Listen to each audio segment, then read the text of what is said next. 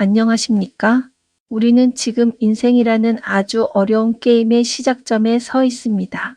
이 게임은 기본 난이도가 하드 모드인데요. 오늘은 스카펙 박사님의 지혜를 통해 진짜 어른으로 레벨업하는 공략집을 알려드리겠습니다. 공략법만 제대로 알면 여러분도 분명 게임의 엔딩까지 갈 수 있습니다. 모두 준비되셨나요? 먼저 첫 번째 진실입니다. 삶의 기본 설정은 하드 모드라는 것입니다. 학교 공부, 친구 관계, 미래에 대한 걱정 등 살면서 왜 나만 이렇게 힘들까 하고 생각한 적이 있지요? 스카펙 박사님은 이렇게 말씀하셨습니다. 삶은 고해, 즉 고통의 바다와 같다. 이것이 바로 아주 중요한 진리입니다. 게임에 비유하자면 삶은 원래 힘들다는 사실을 인정하는 것이 바로 치트 코드입니다.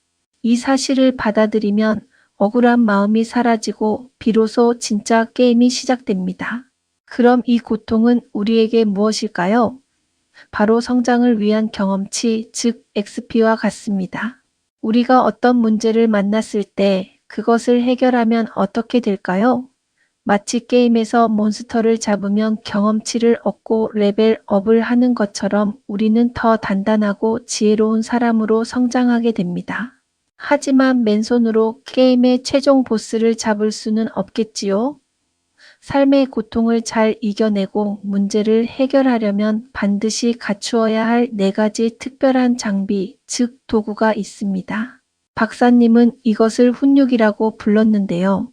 바로 즐거움 미루기, 책임지기, 진실에 대한 헌신, 그리고 균형 잡기입니다. 이 도구들은 쓰는 방법은 간단하지만 실제로 사용할 의지가 없다면 아무 소용이 없으니 꼭 기억해 주세요.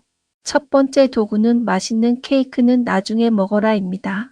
이것은 즐거움을 미루는 것을 뜻합니다. 예를 들어 숙제를 먼저 끝내고 신나게 노는 것과 실컷 놀고 나서 찜찜한 마음으로 숙제를 하는 것 중 어떤 것이 더 기분이 좋을까요? 하기 싫은 일을 먼저 해내고 나면 그 뒤에 찾아오는 휴식과 즐거움은 훨씬 더 값지고 달콤해집니다. 하루 일과 중 가장 힘들고 하기 싫은 일을 가장 먼저 배치하는 것이 이 도구를 잘 활용하는 공략법입니다. 두 번째 도구는 이것은 내 퀘스트다라는 마음가짐입니다. 즉 책임을 지는 것이지요. 우리가 종종 선생님 때문에, 부모님 때문에 라고 남 탓을 할 때가 있습니다. 하지만 이렇게 책임을 다른 사람에게 돌리게 되면 그 문제를 해결할 힘까지도 남에게 넘겨주게 됩니다. 문제를 해결하고 싶다면 이것은 내 문제이고 해결도 내가 한다고 스스로에게 말해야 합니다.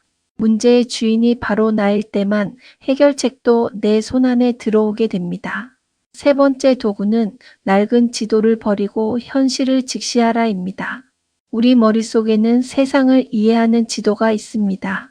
어릴 때 만든 지도는 더 작고 정확하지 않을 때가 많습니다. 우리가 성장한다는 것은 이 지도를 현실에 맞게 계속해서 고쳐나가는 과정과 같습니다. 중요한 것은 고치기 싫다는 마음 때문에 낡은 지도를 고집하지 않는 것입니다. 내 말이 무조건 맞아라고 우기기보다는 새로운 정보를 받아들여 내 지도를 계속 업데이트해야 합니다. 네 번째 도구는 포기해야 얻을 수 있다는 균형 잡기입니다. 우리가 더 크게 성장하려면 과거에 익숙했던 나의 모습 중 일부를 포기해야 합니다. 마치 어른이 되려면 응석바지 시절의 습관을 포기해야 하는 것처럼 말이죠. 무언가를 포기할 때는 잠시 슬프고 힘이 들 수 있습니다. 하지만 이것은 더 높은 레벨로 올라가기 위한 성장통입니다. 여러분이 더 높이 점프하기 위해 지금 당장 배낭에서 버려야 할 것은 무엇일까요? 자, 이렇게 무겁고 중요한 도구들을 사용하려면 엄청난 힘이 필요할 텐데요. 이 힘은 과연 어디서 나오는 것일까요? 게으름을 이겨내고 하기 싫은 고통을 먼저 선택하고 또 끊임없이 내 생각을 고쳐 나가는 일은 정말 힘든 훈련입니다. 이런 고된 훈련을 가능하게 하는 유일한 에너지원, 그것은 바로 사랑입니다. 하지만 우리가 흔히 생각하는 로맨틱한 사랑과는 또 조금 다르다는 점에 주목해야 합니다. 그렇다면 스캇 팩 박사님이 말하는 사랑의 진짜 정의는 무엇일까요? 박사님은 사랑을 자기 자신이나 다른 사람의 정신적인 성장을 도와주기 위해 나 자신을 더 크게 만들려는 의지라고 정의했습니다. 사랑은 단순히 좋아하는 느낌이 아닙니다. 나의 편안함을 깨고 다른 사람을 위해 땀 흘려 노력하며 때로는 용기를 내는 어려운 과정입니다. 우리가 흔히 하는 착각 중 첫 번째는 사랑에 빠지는 것이 사랑이라고 생각하는 것입니다. 첫눈에 반해서 가슴이 두근거리는 감정은 일시적인 호르몬의 작용이거나 나와 상대의 경계가 흐려지는 현상일 뿐입니다. 이런 황홀한 감정은 시간이 지나면 반드시 사라집니다. 진짜 사랑은 그 설렘이 끝난 뒤 서로의 부족한 점이 보이기 시작할 때 비로소 시작되는 것입니다. 두 번째 착각은 너 없인 못 살아라고 말하는 것이 사랑이라고 생각하는 것입니다. 이것은 사랑이 아니라 기생에 가깝습니다. 내가 나를 돌봐주지 않으면 난 살 수 없어라고 말하는 것은 사랑이 아니라 그 사람을 내가 필요한 도구로 이용하려는 마음입니다. 진정한 사랑은 나는 너 없이도 잘 살 수 있어.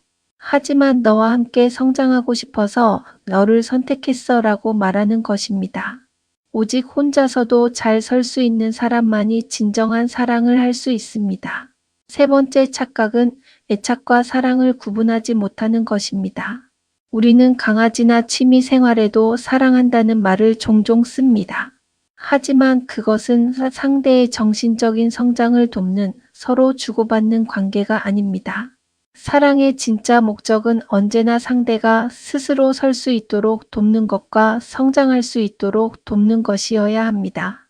아이를 너무 붙잡고 놓아주지 않으려는 부모의 마음은 사랑이 아니라 때로는 집착일 수도 있습니다.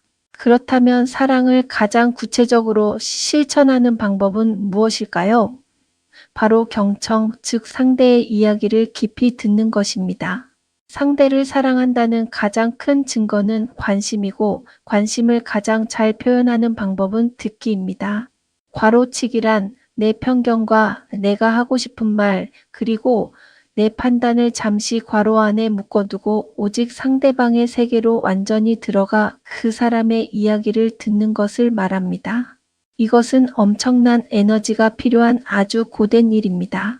게으른 사람은 절대 진정으로 경청할 수 없습니다. 진정한 사랑은 서로의 독립을 지켜주는 것입니다. 유명한 시인 칼릴 지브라는 사원의 기둥들은 서로 떨어져 서 있어야 한다. 떡갈나무와 사이프러스 나무는 서로의 그늘 속에서는 자랄 수 없다고 말했습니다. 진정한 관계는 서로가 완벽하게 독립적인 존재임을 인정할 때 이루어집니다. 상대를 내 마음대로 하려 하거나 소유물로 만들려 하지 마세요.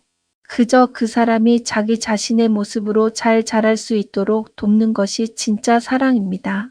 이처럼 우리가 훈육의 도구를 사용하지 못하게 하고 사랑을 위한 노력을 포기하게 만드는 아주 강력한 적이 있습니다. 바로 최종 보스 게으름입니다. 게으름은 단순히 잠을 많이 자는 것을 의미하지 않습니다. 변하기 싫어, 지금 이대로가 편해, 문제를 마주하기 무서워라고 속삭이는 우리 마음속의 거대한 중력과 같습니다.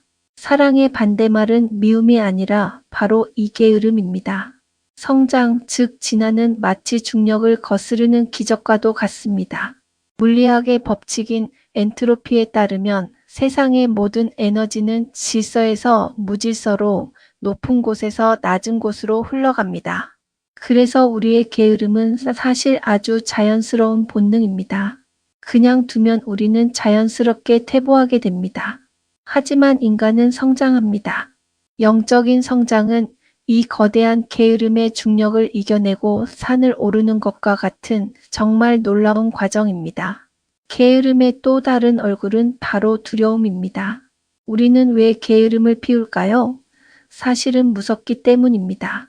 현실을 마주하는 것이 고통스럽고 오랫동안 가지고 있던 낡은 생각을 버리는 것이 슬프고 새로운 책임을 맡는 것이 두렵기 때문입니다. 이 두려움에 굴복하면 잠시 편안함을 얻을 수는 있습니다. 하지만 그렇게 되면 우리의 마음과 영혼은 시들어갈 수밖에 없습니다. 하지만 이 힘든 싸움을 혼자서 하는 것은 아닙니다. 게으름의 중력이 너무 강해서 모든 것을 포기하고 싶을 때 우리를 돕는 알 수 없는 힘이 존재합니다. 스카펙 박사님은 이것을 은총이라고 불렀습니다. 이 말은 종교적인 용어처럼 들릴 수도 있지만 사실은 우리 일상생활 어디에나 있는 아주 보편적인 현상입니다. 이 은총은 우리를 돕는 보이지 않는 손길과 같습니다. 설명할 수 없는 우연으로 사고를 피하거나 꿈속에서 문제에 대한 답을 얻거나 갑자기 어떤 깨달음이 찾아오는 순간들이 있지요. 이런 것들은 우리의 무의식 혹은 신이 여러분의 성장을 응원하고 있다는 증거입니다. 은총은 마치 비처럼 누구에게나 내리고 있습니다. 다만 그 비를 막기 위해 눈을 뜨고 있는 사람만이 은총을 느낄 수 있습니다. 우리의 의식은 작지만 무의식은 훨씬 더 거대하고 똑똑합니다. 무의식은 우리가 성장하기를 늘 바라고 있습니다. 우리가 게으름을 이겨내고 한 걸음 더 나아갈 준비가 되었을 때 은총은 예상치 못한 방법으로 나타나 우리를 다음 레벨로 올려줍니다. 그러므로 우리가 해야 할 일은 훈육과 사랑으로 은총을 맞이할 준비를 하는 것입니다. 그렇다면 우리는 왜 이토록 힘들고 어려운 훈육과 사랑을 실천해야 하는 것일까요? 이 게임의 최종 엔딩은 단순히 세상에서 성공하는 것이 아닙니다. 우리의 진짜 목표는 영적으로 완전히 성숙한 존재가 되는 것입니다. 책임감을 가지고 지혜로우며 다른 사람을 진심으로 사랑할 줄 아는 존재가 되는 것이죠. 바로 이 사랑할 줄 아는 존재가 되는 것이 우리가 진화해 나가는 최종 목적지입니다. 이제 인생 게임의 공략 공식을 요약해 보겠습니다. 첫째, 현실을 직시하세요. 삶은 원래 고통임을 받아들이는 것부터 시작합니다. 둘째, 4가지 장비를 장착하세요. 즐거움 미루기, 책임지기, 진실 추구, 균형 잡기입니다. 셋째, 에너지를 충전하세요. 나 자신을 확장하여 상대를 돕는 참사랑을 실천하는 것입니다. 마지막으로 최종 승리를 위해 게으름을 이겨내고 여러분을 돕는 은총을 믿으세요. 이 공식들이 여러분의 인생 게임에 큰 도움이 될 것입니다. 여러분은 어떤 길을 선택하시겠습니까? 아직도 가야 할 길은 좁고 험해서 많은 사람이 잘 가지 않는 길입니다. 하지만 그 길의 끝에는 진정한 자유와 큰 성장이 기다리고 있습니다. 오늘 여러분의 성장을 위해 기꺼이 선택할 불편한 일은 무엇인가요? 지금 바로 이 게임을 시작하세요. 네, 아직도 가야 할 길은 비록 힘들지라도 그 길은 우리 인생의 모든 것을 바꿀 만큼 큰 의미를 가져다 줄 것입니다. 경청해 주셔서 감사합니다.